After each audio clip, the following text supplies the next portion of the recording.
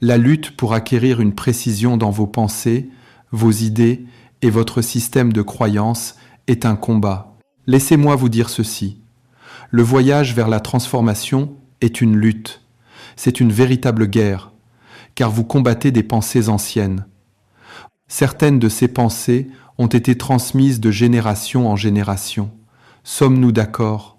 Le premier aspect du combat de la foi, ou sa première dimension, est la lutte pour obtenir une justesse dans les pensées, les idées et les systèmes de croyance. La Bible dit « Car nous n'avons pas à lutter contre la chair et le sang, mais contre les dominations. » Regardez bien, contre les puissances, contre les princes des ténèbres de ce monde, contre la méchanceté spirituelle. Donnez-moi le verset 4 du chapitre 10 de la seconde épître aux Corinthiens, car les armes avec lesquelles nous combattons ne sont pas charnelles, mais elles sont puissantes par la vertu de Dieu pour renverser des forteresses. Lisons ensemble le verset 5. Nous renversons les raisonnements et toute hauteur qui s'élève contre la connaissance de Dieu, et nous amenons toute pensée captive à l'obéissance de Christ.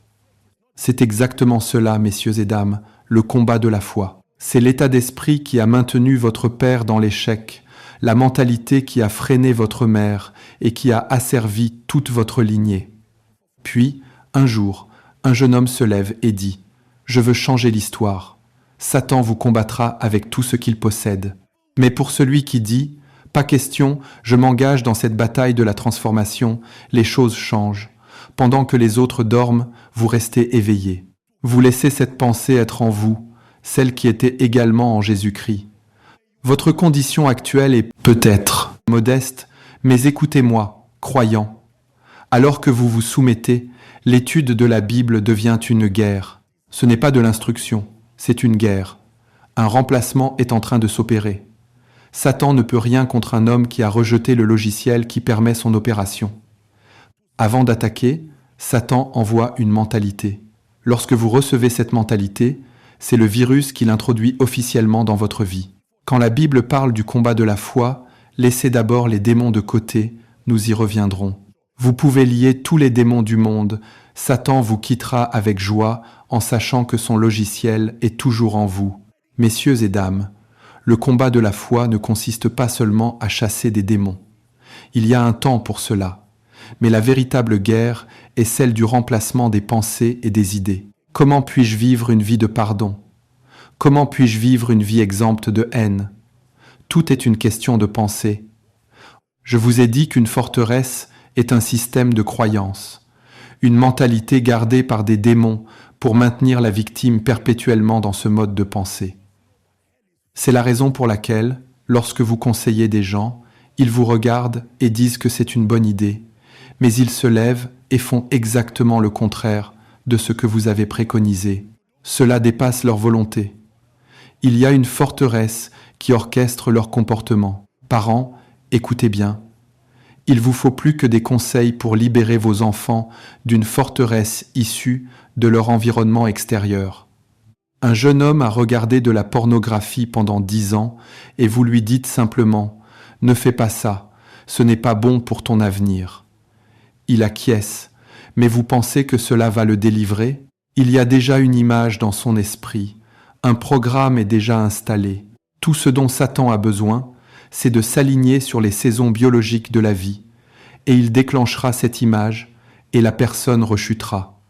Cela nécessite plus que des conseils, c'est un combat spirituel. Chaque fois que vous ouvrez votre Bible, sachez que l'enfer fronce les sourcils. Chaque fois que vous écoutez un message ou que vous vous rendez à la koinonia, sachez que les esprits qui ont combattu ceux qui vous ont précédés s'agitent. C'est pourquoi ils vous attaqueront par l'agacement ou par des futilités pour vous empêcher d'aller à l'église. Vous pensez qu'il s'agit d'une simple dispute entre mari et femme, mais Satan n'en a que faire de votre mariage en soi. Il veut vous empêcher d'entendre ce qui reprogrammera votre esprit. Il sait que si vous continuez à écouter, quelque chose va se produire en vous. Comment avez-vous appris la plupart des chansons que vous connaissez? Il n'y a pas de livre où vous les avez écrites. Vous les avez simplement entendues répétitivement. Savez-vous combien de chansons sont gravées dans votre mémoire? sans que vous ayez jamais fait l'effort de les apprendre? Les auteurs de ces chansons n'ont pas prêché avec autant d'impact que moi, et pourtant, la chanson est entrée facilement. Pourquoi? Parce que le diable n'a pas peur d'une chanson. Mais la raison pour laquelle nous prêchons sans cesse et que cela n'entre pas si facilement, c'est qu'il y a une guerre entre l'orateur et votre esprit. Si vous pouvez apprendre 10 chansons en un jour, pourquoi un seul verset ne peut-il pas rester dans votre esprit? Cela ne vous prouve-t-il pas qu'une guerre fait rage? Vous écoutez une chanson profane et, en 5 minutes, elle fait partie de vous. Vous vous en souvenez, et pourtant, vous oubliez une écriture apprise récemment. Vous n'êtes pas stupide. C'est parce que des esprits sont assignés à intervenir chaque fois que la semence est plantée. Avez-vous oublié que, pendant que le semeur semait, un autre fermier attendait aussi avec ses graines? Et pendant que les hommes dormaient, il est venu semer à son tour. Laissez-moi vous dire que le premier aspect du combat de la foi que chacun de nous doit apprendre est que personne ne n'est transformé. La transformation est l'une des dimensions laborieuses de la foi. C'est un travail acharné que d'être transformé, car vous combattez et vous éditez. Votre esprit n'a pas besoin d'être effacé, car tout n'y est pas mauvais. Si vous voulez savoir ce qu'est un esprit effacé, allez à l'hôpital et voyez les personnes souffrant d'une perte de mémoire totale. Elles ne peuvent plus marcher, plus parler, ne reconnaissent plus ni femme ni enfant. Ce n'est pas l'objectif de Dieu pour vous. Ce que Dieu veut faire, c'est une édition des fichiers de votre esprit. Les fichiers de la haine, de la méchanceté, de l'irresponsabilité, les fichiers qui favorisent le manque de prière, l'absence de la parole, les mauvaises confessions ou la mentalité d'assister. Ce remplacement se produit lorsque vous vous engagez avec la parole de Dieu. Chaque fois que vous étudiez, que vous écoutez, que vous parlez ou que vous méditez, je veux que vous sachiez que vous menez le bon combat de la foi. Cela n'est peut-être pas visible, mais vous gagnez, car le combat pour le croyant n'est pas de lutter pour voir s'il va gagner. Vous manifestez simplement une victoire déjà acquise. Quand vous trouvez un croyant profondément affiné et transformé, ne vous y trompez pas, personne ne reçoit la transformation comme un cadeau. Certains sont plus chanceux parce que les débris spirituels dans leur esprit sont moins nombreux que chez d'autres. Par exemple, si vous venez d'une famille où vos parents étaient déjà nés de nouveau, il est probable que les ordures dans votre esprit ne soient pas au même degré que chez quelqu'un issu directement de l'idolâtrie. Vous comprenez? Il y a toujours des choses à nettoyer, mais l'énergie nécessaire pour éponger ces débris sera moindre par rapport à celui dont le père était féticheur, la mère devineresse et le frère aîné au service du diable. Si Dieu vous a donné le fondement de parents pieux, même s'il n'était pas instruit, vous feriez mieux de le remercier, car il vous a épargné une partie du chemin. Mieux vaut avoir dormi à l'église quand on était enfant que d'avoir dormi ailleurs. Chaque contribution qui a aidé votre parcours doit être appréciée. Cependant, vous ne pouvez pas vous arrêter là. Il est temps de passer à la vitesse supérieure. Certains d'entre nous ont arrêté leur voyage de transformation il y a des années. Nous sommes dans les plaintes et les regrets, alors que Dieu dit « Je veux faire de grandes choses avec ta vie, en tant qu'homme de Dieu ou homme d'affaires, mais quelque chose dans ton esprit limite ma puissance. » Vous devez reprendre ce combat au nom de Jésus. Si vous voulez être une Déborah, vous devez savoir ce que Déborah savait. Si vous voulez être comme Jésus, vous devez avoir ses pensées. Que cette pensée soit en vous, celle qui était aussi en Jésus-Christ. Il n'a pas seulement gagné parce qu'il était le Fils de Dieu, il a gagné parce qu'il avait l'intelligence du Christ. Écoutez-moi, la victoire est une mentalité avant d'être un accomplissement. La défaite est aussi une mentalité. Vous m'avez entendu dire qu'une mentalité de perdant ne peut pas produire une destinée de vainqueur. Vous pouvez avoir la destinée d'un vainqueur, mais si votre mentalité est celle d'un perdant, cela ne fonctionnera pas. C'est l'état d'esprit qui consiste à se lever et à marcher qui permet à la prophétie de s'accomplir. C'est la mentalité du prophète qui active sa destinée. Quand Satan ne peut rien contre votre prophétie, il s'attaque à la mentalité qui doit s'y connecter. Mais au nom de Jésus, le Fils du Dieu vivant, je prie pour quelqu'un, même s'il s'agit de votre premier pas ce soir, commencez ce combat de la foi. Commencez cette guerre avec les Écritures au nom de Jésus. Pendant que vous menez ce combat en remplaçant les vieilles idées anti-Christ, anti-destinée et anti-grandeur, écoutez bien ceci. Quand je parle d'être transformé par une information supérieure, je ne parle pas d'une information occidentalisée.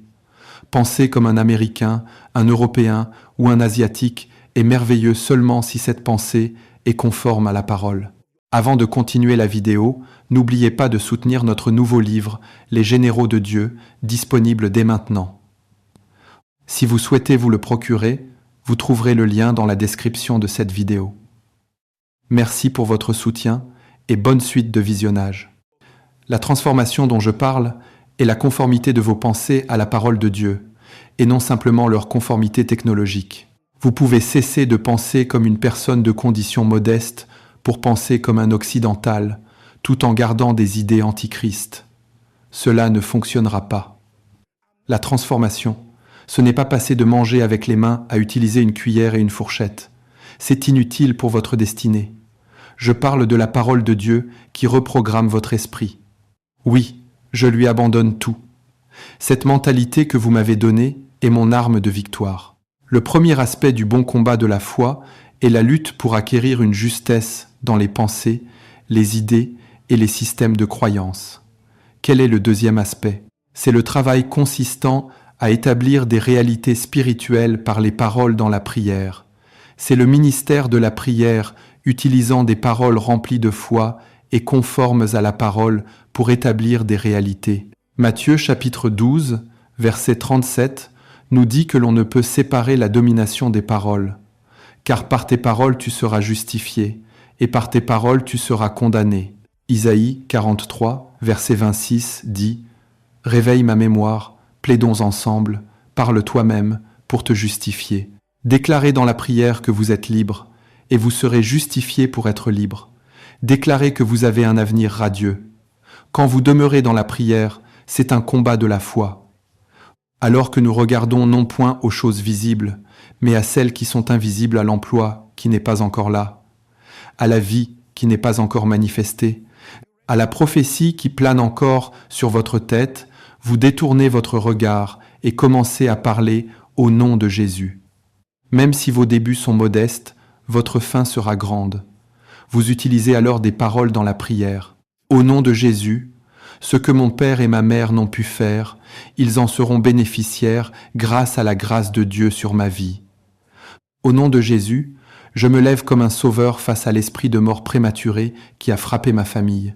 Il est dit qu'il nous rassasiera de longs jours et nous fera voir son salut. Je décrète et déclare que l'esprit assigné à causer la mort n'a aucun pouvoir sur ma vie. C'est le travail d'établissement des réalités spirituelles par les paroles dans la prière. Isaïe 41, verset 21 dit « Produisez votre cause, dit l'Éternel, présentez vos preuves. Laissez-moi vous dire ce que signifie présenter vos preuves. Pourquoi la sorcellerie devrait-elle cesser d'agir dans votre famille? Présentez vos preuves, parce que le prix a été payé. Ne me le dites pas à moi, dites-le dans la prière. Pourquoi devrais-tu t'élever, Gédéon, toi qui viens du plus pauvre clan de ta tribu? Lorsqu'il s'agit de votre destinée et de la prophétie, je veux que vous portiez toujours l'armure d'un combattant.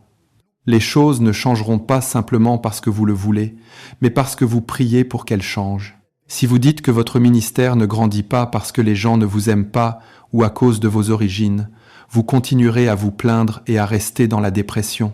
Mais quand vous savez qu'il existe des esprits territoriaux qui combattent la destinée des hommes, vous retournez au combat par la prière. La Bible dit que l'œuvre de mes mains est bénie au nom de Jésus-Christ.